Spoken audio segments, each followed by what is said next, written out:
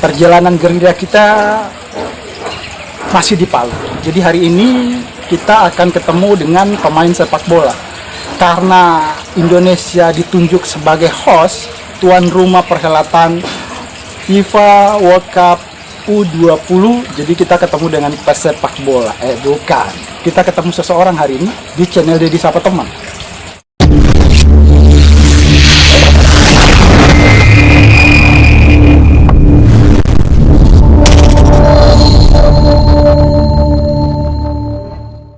Jersey kita pakai ini Viking Bandung, Persib Bandung. Ini teman kita. Teman kita ini kalau nggak salah dia keturunan orang Jepang. Jadi dia tinggal di Palu, berprofesi sebagai the player. Pemain sepak bola, juga punya usaha. Langsung saja kita kenal lebih dekat dengan teman kita ini. Boleh dikenali? Nama saya Rian Kyoto, umur 28 tahun, tinggal di Duyu, Jalan Gaolis, Kota Palu. Rian Kyoto, ini kalau saya menganalisa namanya seperti nama kota di Jepang, betul begitu? Betul, memang ada nama kota Kyoto di Jepang. Tunggu. Ini ya, sebagai sumber informasi lainnya, teman-teman saya tanya bahwa Rian sebagai pemain sepak bola yang bisa diandalkan. Klubnya apa nama klubnya? Tidak ada itu, cuma teman saja yang melebih-lebihkan. Tapi pernah bermain? Hanya sekedar hobi. Ya, hobi. Kalau hobi memang. Dan pernah main? Sering. Prestasi? Dulu. Ya, coba. Dulu. Zaman muda. Nah, sekarang sudah tua. Tunggu. Di zaman muda ini, semenurut Rian, maksudnya kapan? Waktu liga-liga LPI. Ya. Antar pelajar, antar mahasiswa. Oh iya. Begitu. Pernah mengukir prestasi tertinggi di mana? Menjuarai barangkali atau runner up? Paling juara-juara begitu saja. Kalau yang adakan antar SMA kemarin menang di Pura, juara 2 antar SMA sekota Palu. Terus kalau yang mahasiswa di Gor Siranindi juara 2 juga. Mahasiswa sekota Palu. Berarti ini ya prestasi mentereng, cukup mentereng. Diketahui Kyoto ini pemberian atau julukan di lapangan. Nama sebenarnya adalah Rian Dana Putra. Benar begitu? Iya. Nomor induk KTP Kota Palu. Kota Palu. Oh iya. 7271 tidak perlu. Siap. Saya panggilnya Kyoto. Kyoto. Pemilihan nama Kyoto kenapa? Kamu punya kesan tersendiri di sana? Waktu saya SMA, magang di kantor LPMP Sulawesi Tengah. Iya. Di situ ibu-ibu pegawainya yang kasih nama itu. Oh. Saya juga suka dengar, jadi saya bawa. Iya. Sampai sekarang. Iya, ibu-ibu pegawai di sana memberi julukan panggilan Kyoto. Iya. Dan itu sampai terbawa di lapangan bola. Iya. Seperti itu. Iya. Dan teman-teman memanggil Kyoto. Iya. Coba. Kalau diperhatikan, tampangnya memang seperti Hidetoshi, pahlawan-pahlawan superhero dari Jepang. Panggilan Kyoto dari emak-emak ataupun pegawai di tempat magang Kyoto. Berkegiatan sebagai apa ya? Saya sehari-hari urus peternakan sama toko. Anak muda sehari-hari berkegiatan ngurus peternakan dan toko. Pengusaha muda. Di beberapa konten yang lalu kita sempat membuat liputan di kebun anggur Duyu Bangkit. Nah, salah satu pemilik lahan ini. Jadi beliau ini selain pemuda pengusaha juga pekebun anggur. Benar begitu? Ya. Lah, ini geluti hari-hari giat. Kegiatannya apa jadinya? Prioritas yang mana? Dari ketiganya, pengusaha peternakan, pemilik toko atau pemilik kebun anggur? Yang mana ini? Yang prioritas? Kalau saya lebih ke peternakan. Urus yang bidang peternakan. Karena kalau di bagian perkebunan sudah ada yang lebih ahli. Iya. Kalau di toko kita bisa koordinasi dengan teman-teman di sana. Kalau di sini memang harus perlu pengawasan langsung. Oh gitu. Jadi saya bisa simpulkan kegiatan utamanya di peternakan. Ya, Peternakan yang dipilih adalah peternakan unggas. Lebih spesifiknya peternakan apa, Mas? puyuh, burung puyuh. Burung puyuh. Burung puyuh ini adalah burung yang menghasilkan banyak telur. Seperti itu? Setiap hari satu butir, satu ekor setiap hari. Setiap hari satu butir, satu ekor. Kayaknya ini sudah detailnya. Maksud saya gini, apa kelebihan burung puyuh dibanding dengan beternak ayam? Kan jenis ayam sekarang banyak. Ayam petelur, pedaging, Ya. ada ayam daging, ayam olahan. Kalau saya lihat, karena puyuh agak kurang dimainkan harganya, jadi harga di pasaran cenderung stabil. Jadi itu pilihannya beternak puyuh. Iya, Gini, lebih kayak saya masih awam nih. Harga di pasar awam, sementara beternak puyuh sekarang ini sudah dikenal luas secara umum atau masih kalangan orang-orang tertentu? iya. Hanya sebagian orang saja yang mau geluti usaha ini karena Pertanyaan ini sering saya tanya. Kalau saya sebagai pemodal juga, kira-kira berapa modal yang harus saya gelontorkan untuk mengelola peternakan burung puyuh? kalau saya kemarin untuk modal awal ini mulai dari nol ya, Iya. karena beternak puyuh itu kandangnya ada 3, Ah, kandang luar, kandang dalam, kandang baterai. nah, tunggu, Mas. Makanya modalnya itu untuk 2000 ekor bisa sampai 50 juta. Saya agak sedikit apa istilahnya, pengen lebih tahu. Kenapa sampai dibedakan 3 begitu ya kandangnya? Untuk kandang luar kita kasih pagar mele untuk menghindari hama seperti kucing, kambing, terus biawak.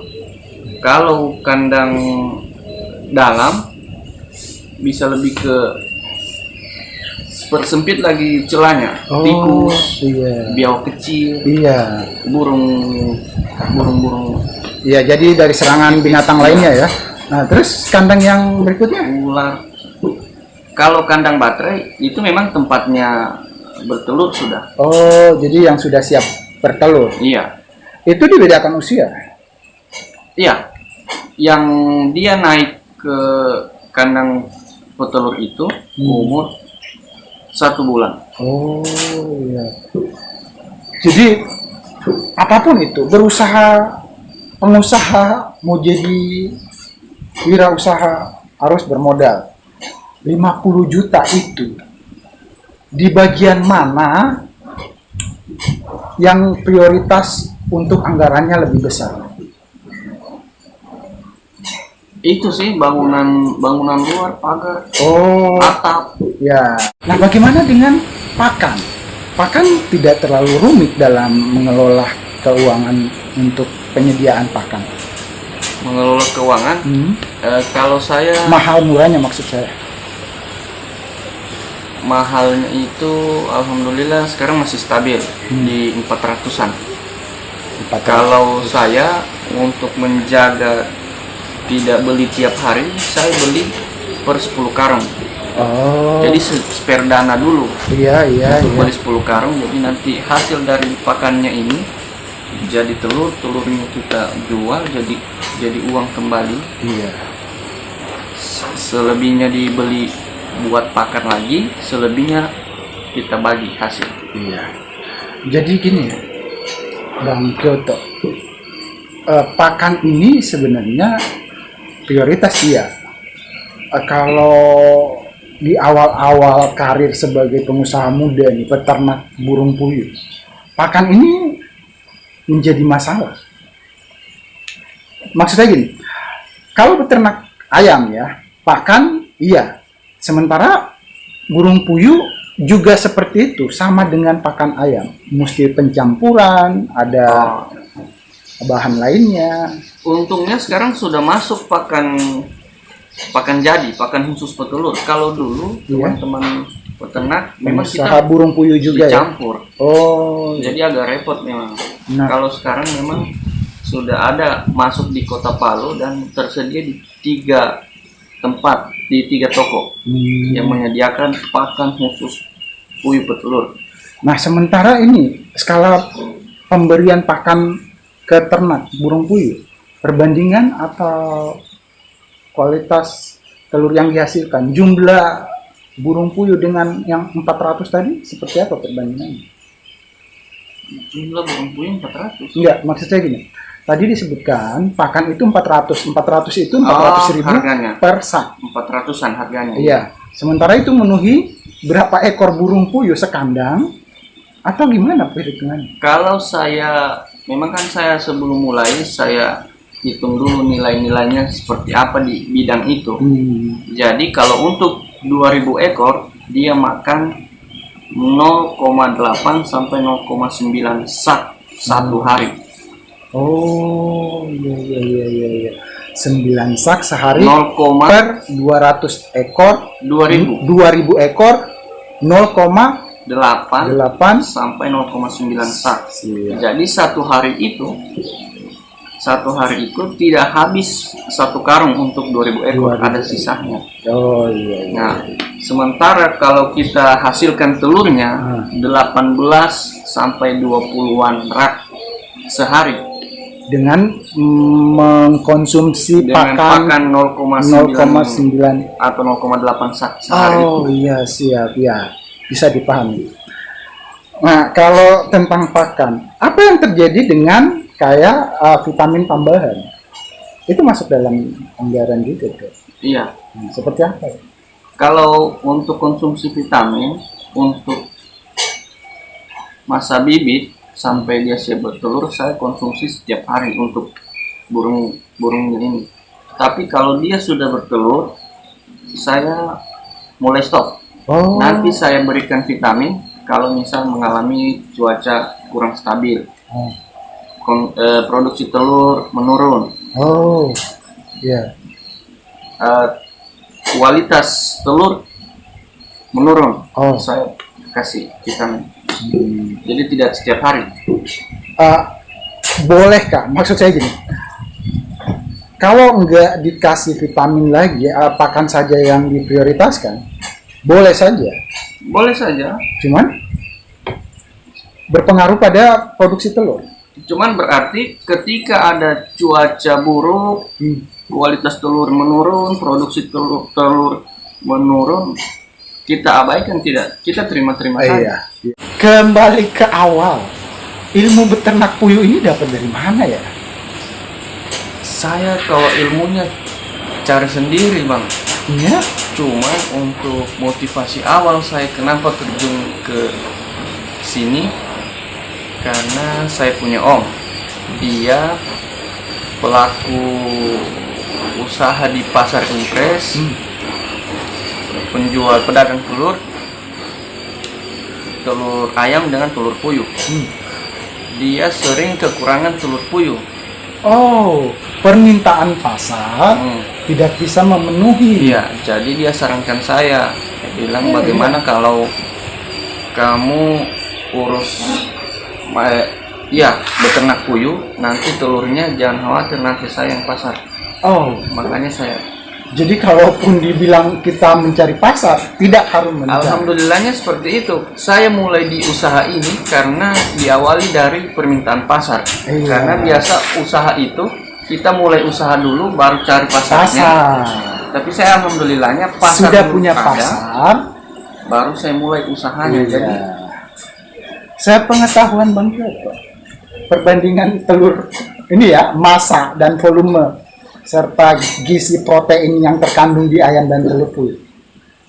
Kalau saya tidak salah 3:1 protein di telur puyuh dibanding telur ayam biasa, itu kandungan proteinnya lebih tinggi di telur puyuh. 3:1. 3:1. Saya tidak salah. Nah, kalau tentang ini beratnya kan ya berat telur ayam. Iya. Cuman siapa yang selalu mengkonsumsi telur burung puyuh?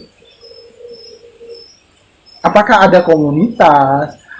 Saya kan bergaulnya dengan banyak orang, jadi saya perhatikan kalau tentang kayak orang-orang suka nge-gym, olahragawan, kan biasa konsumsi telur. Apa disarankan untuk telur puyuh juga? Saya belum pernah dengar sih. Siapa yang konsumsi telur puyuh yang Kalau banyak? konsumsi telur puyuh dalam jumlah besar, saya lihat itu di utamanya somai, catering Ya. untuk di sup, terus anak-anak. Karena baik untuk kecerdasan otak kan. Yes, ya, saya bisa pahami. Jadi teman-teman, telur burung puyuh ini, menurut ilmu yang kita dapat dari Bang Kyoto, 3:1 dibanding telur ayam. Jadi gini, kalaupun yang menarik dari beternak burung puyuh, pasar sudah ada. Sebenarnya telur ini dibutuhkan di itu tadi, restoran, rumah makan, pedagang-pedagang somai pasti membutuhkan telur puyuh. Seperti itu Bang. Nah, telur puyuh ini kan binatang yang kalau saya bilang jinak. Di mana kesulitan merawat kalau sudah dikandangkan? Di usia berapa mulai betul-betul kita menikmati bahwa ini ternak lebih mudah dibanding unggas lain?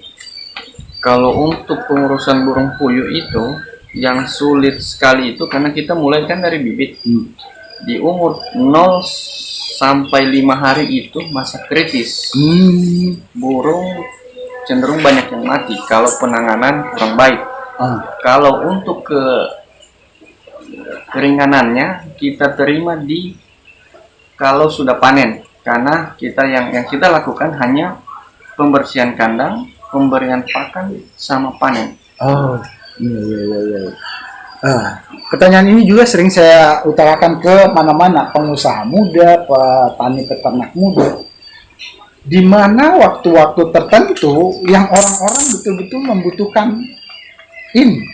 Maksud saya kalau hitungan bulan Januari ke Desember, bulan-bulan apa? Entah bulan baik atau apa. Orang butuh banyak, lebih maksud saya. Permintaan pasar lebih banyak. Musim pesta nikah. Tunggu.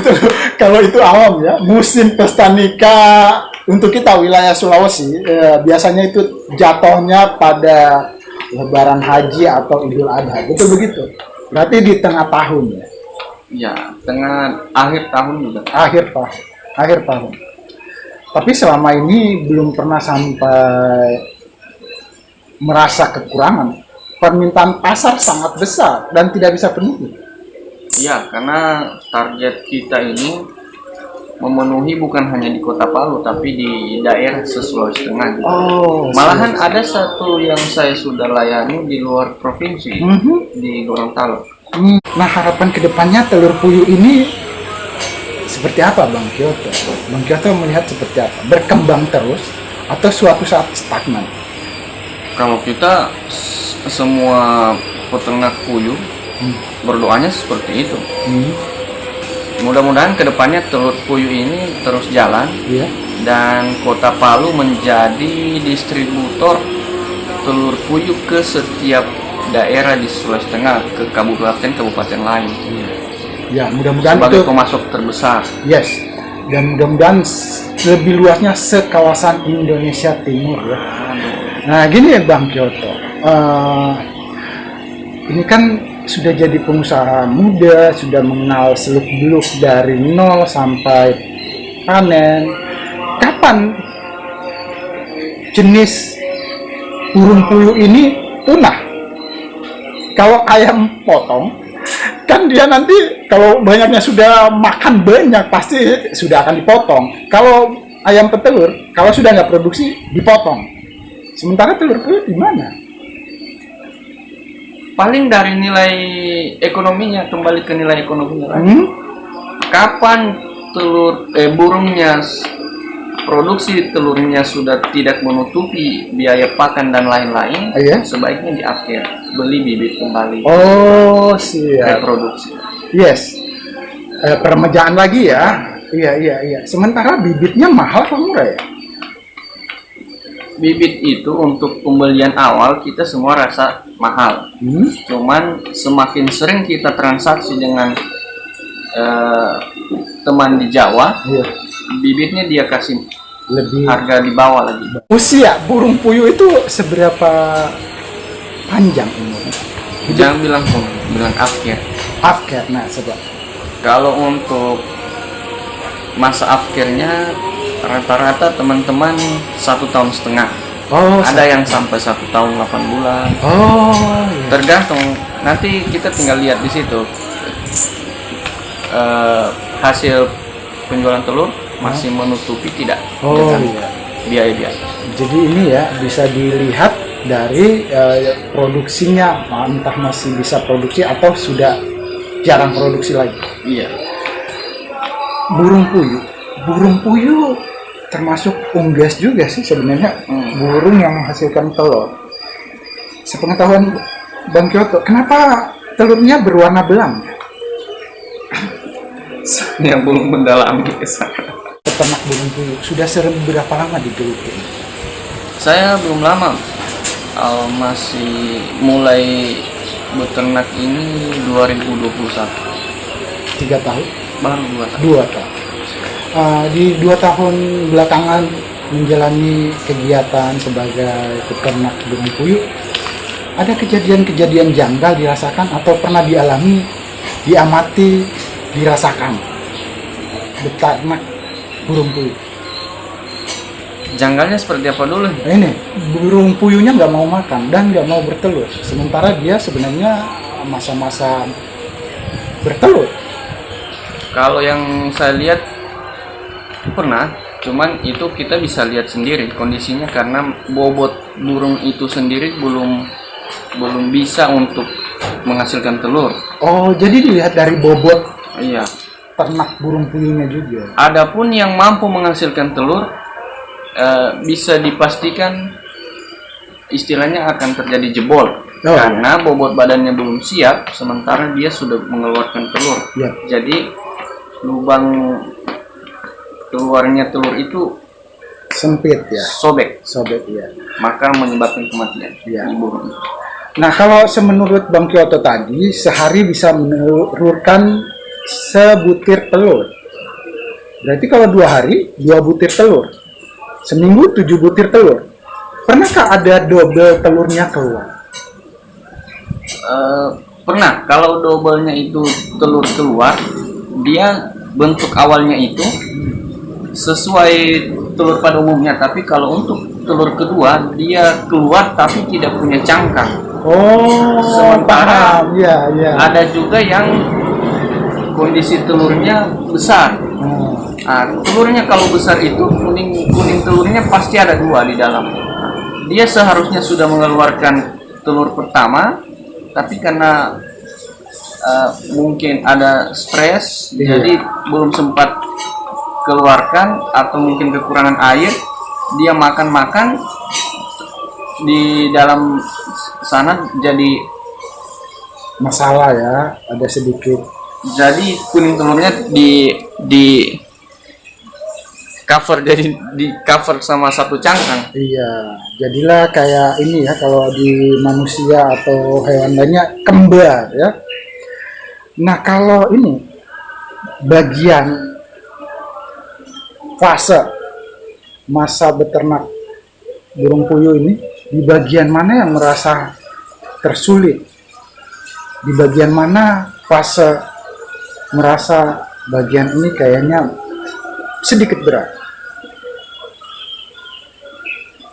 Kalau Pembibitan, kalau untuk saya di pembibitan sih. pembibitan. Iya, karena di situ kunci keberhasilan produksi burung itu sendiri pada masa panen. Oh, Kapan kita tidak bagus merawatnya, hasilnya tidak maksimal. Bang Kyoto, andaikan waktu diputar, Bang Kyoto memilih jadi peternak unggas lainnya atau burung puyuh saja? Untuk beban kerjanya saya rasa lebih baik jadi peternak puyuh. karena kita di sini kan bekerja sama, Iya. hasilnya pun dibagi, Iya. maka semua terasa jadi ringan. Oh iya, iya, iya, iya. Nah, selama ini kan orang-orang masih awam, apalagi saya betul-betul awam tentang beternak burung puyuh. Adakah pelatihan atau berbagi ilmu, pengalaman untuk telur puyuh ke anak muda? Entah itu di akademik atau di lingkungan Karang Taruna atau di mana? Adakah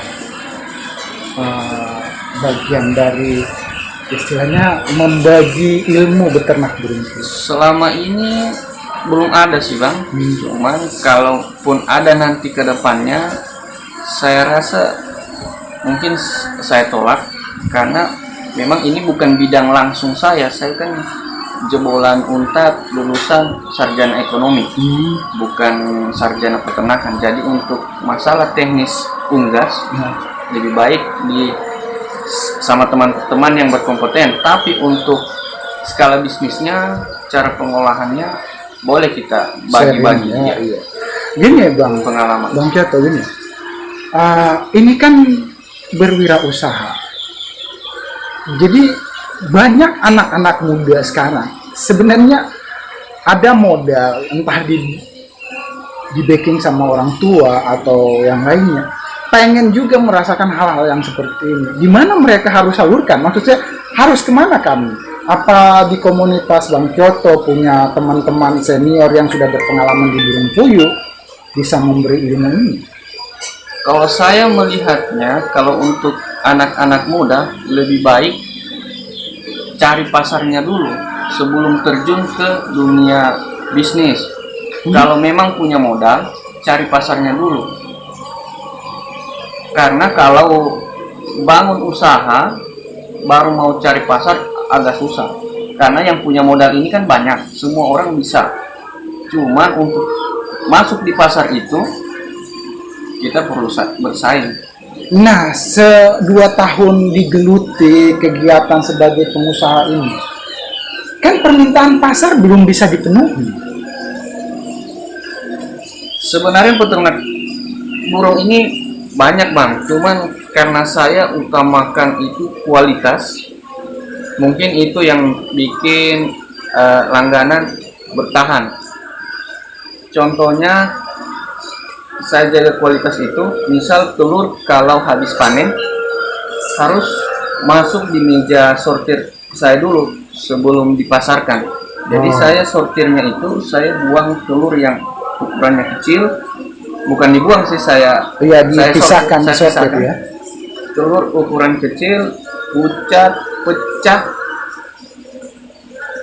dan ukuran yang terlalu besar, karena kalau terlalu besar masuk di dalam rak ini dia akan pecah. Jadi kuncinya saya jaga kualitas, Tetap kualitas Iya. yang diutamakan. meskipun kadang saya terima telur dari teman-teman karena untuk memenuhi pasar, karena saya kan sekarang lebih apa ya, lebih merasa gelisah kalau tidak ada stok daripada banyak stok seperti ini. Iya, betul. Karena kapan langganan minta kita tidak ada, akan Yes, beralih pindah ke ke- tempat lain. Untuk diketahui lagi, Abang Kyoto ini lulusan dari ekonomi. Jadi ada embel-embel di belakang namanya sarjana ekonomi. Sarjana manajemen sekarang. Oh iya, sarjana manajemen. Jadi gini, melihat ilmu beternak burung puyuh, faktor ekonominya juga sudah dapat, ilmunya dapat. Kemana pemasarannya? Tadi kan sudah dijelasin, sudah merambah Gorontalo dan lainnya. Nah, sistem pemasarannya dari mulut ke mulut atau juga dibantu sosial media? Iya, bantu sosial media. Jadi posting di info jual beli Oh ya, di, ke kota Palu, luar kota Palu. dan dari sana mulai Iya, datang iya, permintaan-permintaan. betul. Nah, sampai sebatas ini permintaannya memang akan terpenuhi karena kebutuhan setiap hari juga pasti bertambah. Nah, mensiasatinya seperti apa? Apa bekerja sama dengan peternak, pengusaha ternak burung puyuh lain? Atau punya komunitas teman-teman yang punya sevisi misi? Kalau komunitas saya belum masuk. Untuk tetap melayani yang tadi itu, saya bekerja sama dengan teman-teman yang kenalan saja. Untuk kekurangan stok, saya hubungi teman-teman yang dikenal saja. Dan belum juga sampai bisa memenuhi pangsa pasar. Bisa dibilang demikian. Jadi ini ya istilahnya, kalau pengembangan ke depannya harusnya banyak pengusaha-pengusaha muda seperti Bang Kyoto ini. Harusnya seperti itu. Jadi gini, maksud saya, kan ini kalau di kampus menelurkan banyak sarjana setiap tahunnya, kenapa tidak digerakkan mereka? Bang Kyoto selama ini merasa masih bisa tanggulangi sendiri dengan 4.000 ekor burung puyuh.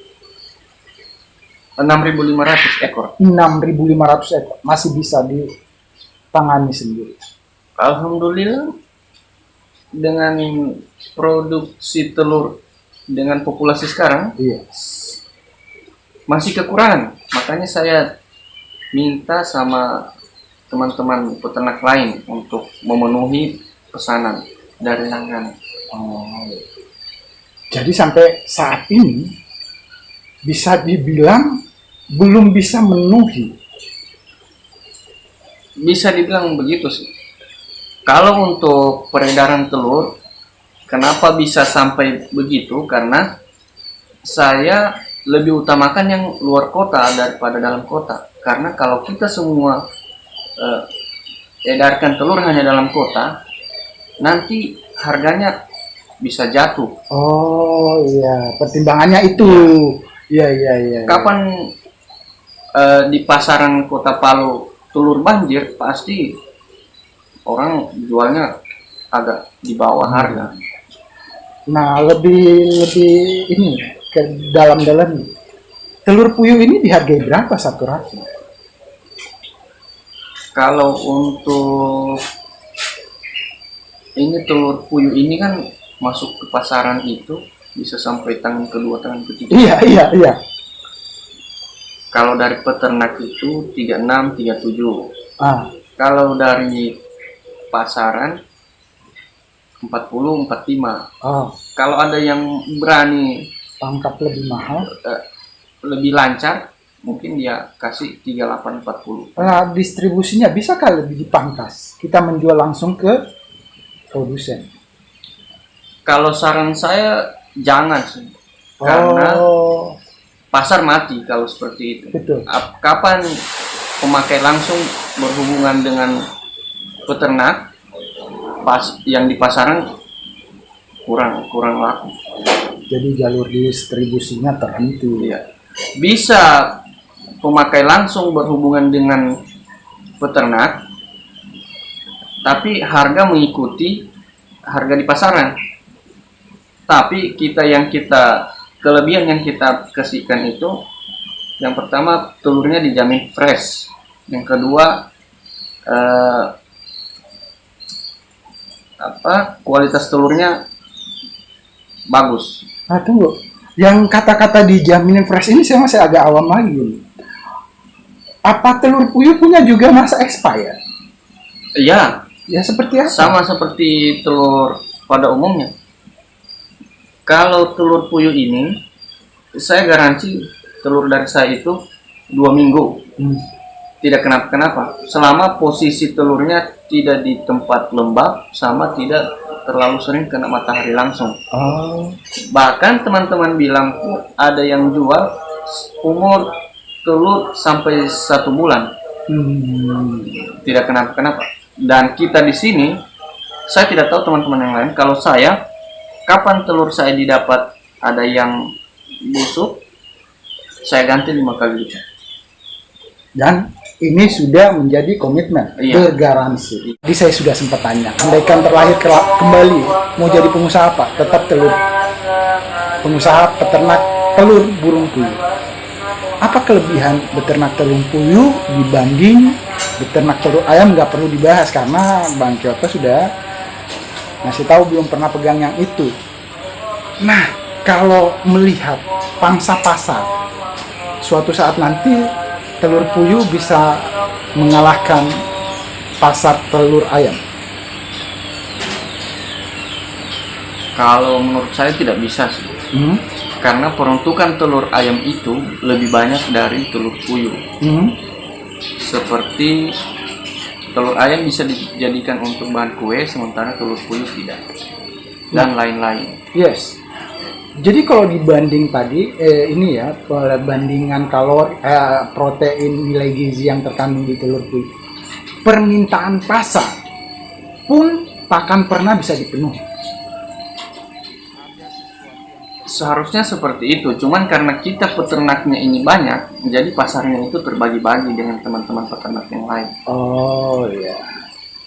Kuncinya hanya dijaga interaksi dengan langganan, supaya buat langganan tetap kembali order sama kita. Gini Bang, kalau sebagai seorang pengusaha beternak sedikit beberapa ratus ekor dibanding ribuan ekor, ya pasti lebih modalnya juga lebih besar. Tapi harusnya, sarannya Abang Kyoto, harusnya beternak itu idealnya berapa? Kalau menurut saya sih, karena saya mulainya juga seperti itu, Iya, saya sarankan sepengalaman, di iya. 2000 ekor. Di 2000 ekor, Iya. di awal ya. Karena hitungan saya sebelum terjun di peternakan puyuh ini, per 2000 ekor keuntungannya itu 6 juta sebulan.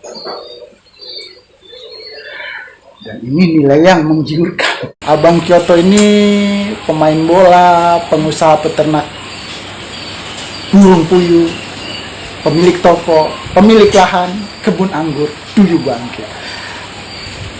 Apa pesan-pesannya untuk anak muda yang juga mau jadi pengusaha, khususnya pengusaha peternak burung puyuh?